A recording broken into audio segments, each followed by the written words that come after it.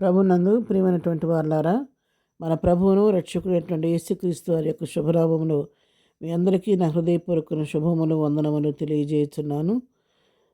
మరి ఉదయకాల సమయంలో దేవుని వాక్యాన్ని ధ్యానం చేసుకుందాము.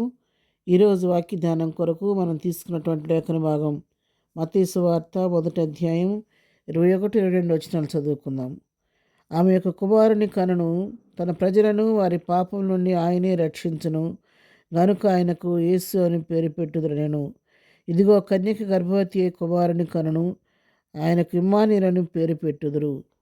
ఇక వాక్య భాగాన్ని మనం గమనించినట్లయితే ప్రభువారి యొక్క జన్మాన్ని గురించి ప్రభుదూత ముందుగానే తెలియచేసినటువంటి వర్తమానం, యోసేపుకు తెలియజేసినటువంటి వర్తమానం. మరి గర్భం ధరించినప్పుడు మరిని గురించి ప్రభువారు ముందుగానే యోసేపుకు ఎలా గర్భం ధరించిందో, ఎలాంటి శిశువు పుట్టబోతున్నాడో, ఆ శిశువుకి ఏం పేరు పెట్టాలో, పుట్టబో శిశువు ఎలాగుంటాడో, ఈ విషయాలన్నీ కూడా ముందుగానే యోసేపుకు తెలియజేసినటువంటి సన్నివేశం. అంతేకాదు ఇది ఒక ప్రవచనం. ఆ ప్రవచనం ఇక్కడ నెరవేరింది. అందుకే ఇక్కడ 22వ వచనం చదివాము. ఇదిగో కన్య గర్భవతి కుమారుని కనును, ఆయనకి ఇమ్మానుయేలని పేరు పెట్టుదురు అని ప్రభువు తన ప్రవక్త ద్వారా పలికిన మాట నెరవేరినట్లు ఇదంతయు జరిగను. ఇమ్మానుయేలు పేరునకు భాషాంతరమున దేవుడు మనకు తోడని అర్థము. ఎవరు చెప్పారు ఈ ప్రవచనం, ఎక్కడ చెప్పారని మనం గమనించినట్లయితే ఇది యెషయా చెప్పినటువంటి ప్రవచనం. ప్రియులారా, యెషయా గ్రంథము 7వ అధ్యాయం 14వ వచనం చదువుకుంటే, కాబట్టి ప్రభువు తానే యొక్క సూచన మీకు చూపును, ఆలకించుడి, కన్యక గర్భవతి కుమారుని అతనికి ఇమ్మానుయేలను పేరు పెట్టును. ఇక్కడ కూడా ఫుట్ నోట్లో దేవుడు మనకు తోడు ఉన్నాడు అనే అర్థాన్ని అక్కడ తెలియజేసినట్టుగా మనం చూస్తున్నాం. ప్రవక్త చెప్పినటువంటి యెషయా ప్రవక్త చెప్పిన ప్రవచనం ప్రభువారి జన్మ సమయంలో ఈ విధంగా నెరవేరింది. అవును, దేవుడు మనకు ఎప్పుడు తోడుగా ఉండే దేవుడు. ఆయన ఎన్నడూ విడిచిపెట్టే దేవుడు కాదు. అంతేకాదు మన పాపాలను విమోచించడానికి ఆయన మనకి ఎంతైనా నమ్మదగిన దేవుడుగా ఉన్నాడు.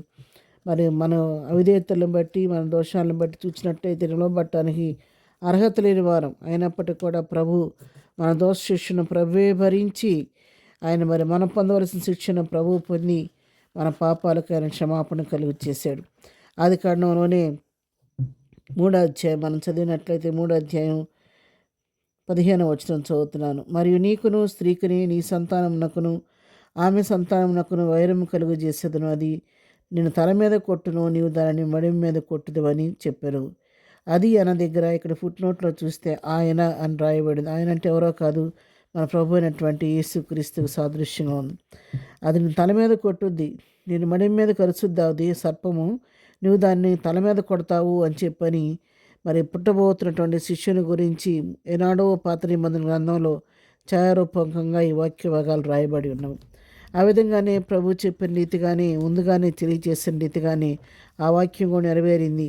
గలతీ పత్రిక 4వ అధ్యాయం 4వ వచనం చూస్తే, అయితే కాలము సంపూర్ణమైనప్పుడు దేవుడు తన కుమారుని పంపెను, ఆయన స్త్రీ యందు పుట్టి మనం దత్తపుత్రులము కావాలనని ధర్మశాస్త్రముకు లోబడి ఉన్న వారిని విమోచించుటకే ధర్మశాస్త్రమునకు లోబడిన వాడయ్యను.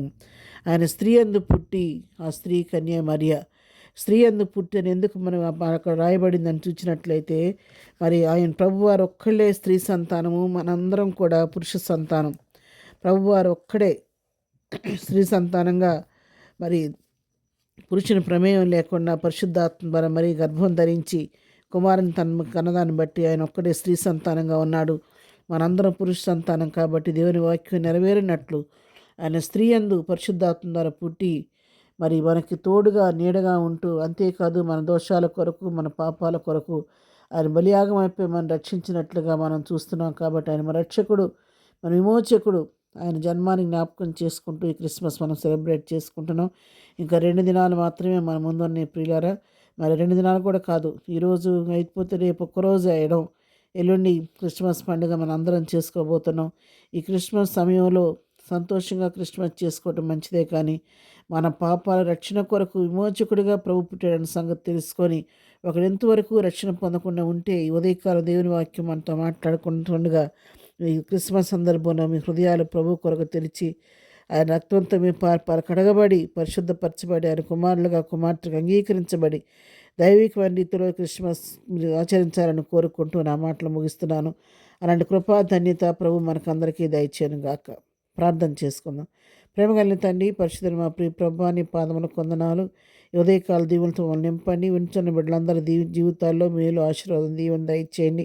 ఇంకా ఎవరైతే ప్రభువా క్రిస్మస్ని పండుగ లాగానే మాత్రం ఆచరిస్తూ సత్యాన్ని గ్రహించలేకుండా వారితో మాట్లాడండి. ప్రతి వారు కూడా మా పాపాలు భరించటానికే ఈ లోకానికి వచ్చావని, శిశువుగా జన్మించని గ్రహించే హృదయం ప్రతి బిడ్డకి కలుగు చేసి అనేక హృదయాలు తెరవ చేసి రక్షణ పొందడానికి సహాయం చేయండి. దైవికమైన రీతిలో ఈ సంవత్సరం మేము క్రిస్మస్ సెలబ్రేట్ చేసుకునే కృప దయచేయండి. మా ప్రతి కార్యక్రమాల చుట్టూ, మా సంఘాల చుట్టూ దూతలను తోడుగుంచండి. ఇలాంటి అవాంఛనీయ సంఘటనలు జరగకుండా నీ నా మహిమ కొరకు ప్రతి కార్యక్రమం జరగడానికి సహాయం చేయండి. ప్రతి కుటుంబంలో నీకు సంతోషం, నీ ఆశీర్వాదం, నీ దీవెనలతో ప్రతి వారిని నింపండి ప్రభు. ఎక్కడ ఎలాంటి కీడప్ప, శోధన, గండం, రోదన లేకుండా ప్రతి గృహంలోని ఆనంద సంతోషాలతో నిన్ను స్తుతించి నా మహింపరిచే కృప దయచేయమని, ఎదురు దీవెనతో నింపి నడిపించమని, బిడ్డలుతున్న మార్గాల్లో నీ కృప తోడుగుండండి. చేస్తున్న పనిపాట్లో నీ కాపుదలు దయచేయమని యేసు నామములో ప్రార్థించడి పొందుకొని ఉన్నాము తండ్రి. ఆమెన్. ప్రభు కృప సదాకాలం మనందరికీ తోడయుండి నడిపించును గాక. ఆమెన్.